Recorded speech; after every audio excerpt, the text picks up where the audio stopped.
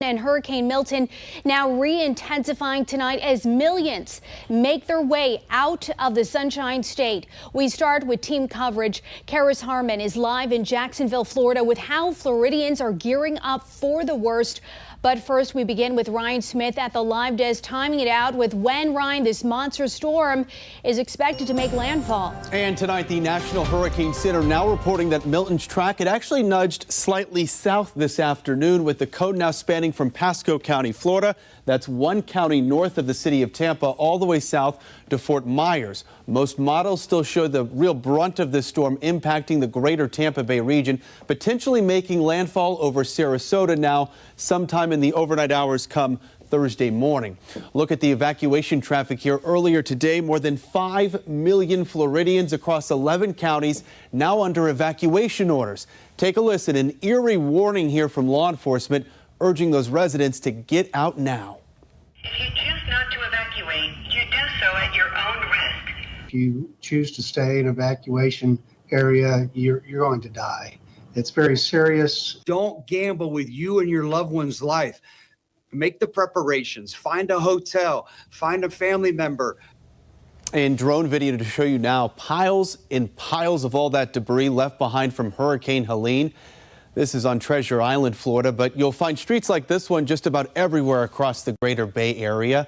And it's one of the reasons why officials and law enforcement say it is absolutely critical to evacuate. Large, heavy items will soon become dangerous, perhaps even deadly projectiles when Milton slams into Florida. Hurricane Milton is expected to bring destructive weather to parts of Georgia and northeast Florida in less than 24 hours.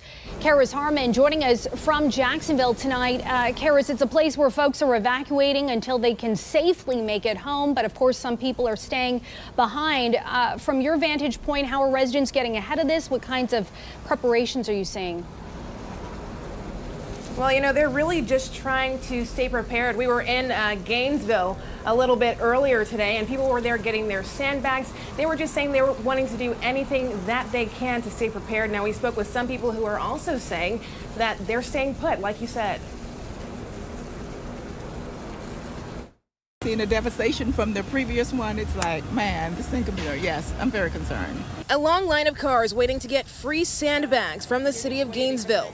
Residents in line tell us they're worried about Milton's arrival. Very concerned. It's big. It's a lot of power, and it doesn't look like it's moving too fast, so it could be a big storm. More than 10,000 sandbags have been provided to residents so far this week, according to the city's Public Works Department. The people are just preparing, making sure that they're covered at their homes and personal property. People lined up at this gas station, filling up emergency gas cans, because some gas stations in the area are out of fuel.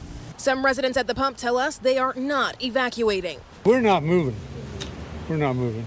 We hung it out with Helene, and she was closer to us than Milton is, so we're going to hang it out. During the storms, folks typically come to Alachua County to evacuate, but evacuees heading this way could see some trouble. Hotels in the area are at capacity. Currently, there are no vacancy rates in Alachua County for hotels. Our shelters here in Alachua County will be opening up at noon. If they do get filled, there are contingency shelters in place to help with displaced people. Some evacuees even traveled as far north as Jacksonville to distance themselves from Milton. It was crazy. At 5 o'clock in the morning, there was the highway was packed and a whole bunch of people trying to get out. The drive was crazy, but you know, everyone's safe, so it's okay. They say they're hoping their home will look the same as they left it. We had the Hurricane Helene last week.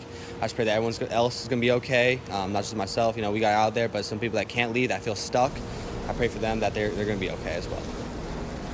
And he says other than pray, all he can do now is hope for the best. I'm in Jacksonville. Karis Harmon, back to you. North Carolina officials are now confirming more deaths related to Hurricane Helene. They're adding 5 more verified storm-related deaths tonight, bringing the total fatalities to 84. North Carolina Governor Roy Cooper toured some of the damage across the western part of the state yesterday. He praised how the community has stepped up to help one another. Just the people who live here have been amazing because they've stepped up to help each other, and they've also shown an amazing sense of determination to make sure that they come back. The governor says crews are still working to open roads and reach communities. Right now, 1,700 National Guard members and FEMA officials are in the state to assist in recovery efforts. The National News Desk is partnering with the Salvation Army and our parent company for Sinclair Care's Hurricane Helene relief. With your support, we can help those in the disaster zones. Sinclair will match the first $50,000 raised at sinclaircares.com. And already our current donation number is at a little over $277,000, including our match. That brings us to over $327,000. So thank you. You can get involved. Go to sinclaircares.com or scan the QR code on your screen right now to make a donation.